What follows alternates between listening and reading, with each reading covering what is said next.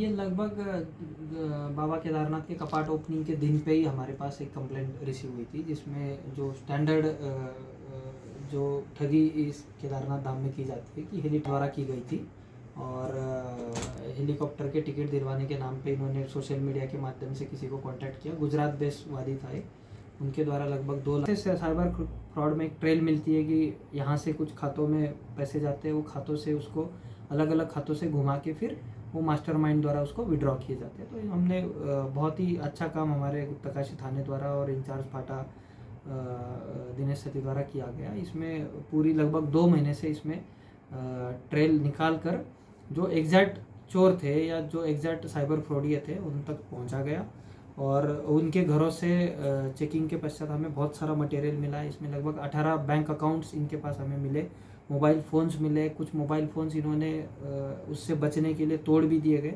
जो हम कोर्ट के माध्यम से अब इनको खोल कर फिर इनमें और ज़्यादा हम एनालिसिस करेंगे। जो एनालिसिस हम इनके बैंक स्टेटमेंट्स की कर रहे हैं उसमें बहुत सारे ट्रांजेक्शन हमें मिल रहे हैं जो हमारे पर्टिकुलर केस को छोड़ के भी अन्य ट्रांजेक्शन किए हुए, तो उन ट्रांजेक्शनों को भी डिटेल निकाली जाएगी और अन्य कहीं जगह पे भी इनके द्वारा इस तरीके का फ्रॉड किया गया है उसमें भी इनकी जो वारंट बी या एफआईआर की जो कार्रवाई उसके लिए संबंधित पुलिस थाने को हमारे द्वारा सूचित किया गया। सर कहाँ के लोग ये थे और कैसे उनकी गिरफ्तारी हुई? ये मोस्टली जो 3 लोग हैं इसमें, ये मयूरभंज जिले उड़ीसा से हमने गिरफ्तार किए है और एक जो इसका मास्टरमाइंड था जो टेलीग्राम और व्हाट्सएप से इनके टच में था, उनको हमने नवाड़ा जिला बिहार राज्य से हमने अरेस्ट किया गया, जिनको कोर्ट के सामने प्रेषित किया गया। सर क्या कुछ केस दर्ज है इन पे?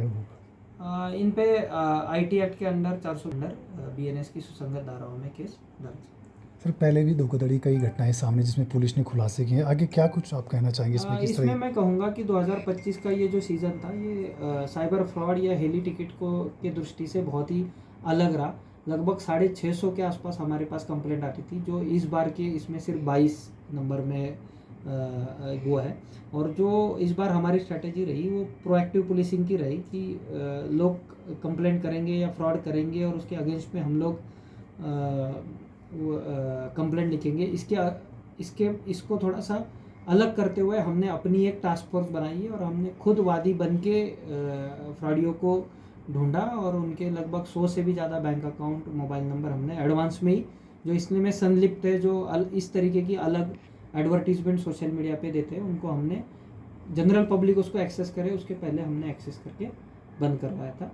और इस तरीके की कार्रवाई आगे भी चलती रहेगी। और अगर मैं हेली फ्रॉड के केस में साइबर फ्रॉड छोड़ के अलग बात करूं, जो रिजॉर्ट ओनर्स द्वारा की जा रही थी, जो श्रीनगर या नीचे हरिद्वार तक के जो अलग अलग टूरिस्ट एजेंट है उनके द्वारा की जा रही थी, उसमें भी हमने इसके पहले भी 3-4 गिरफ्तारियाँ की है और इस तरह की कार्रवाई या गुड वर्क आगे भी चलता रहेगा।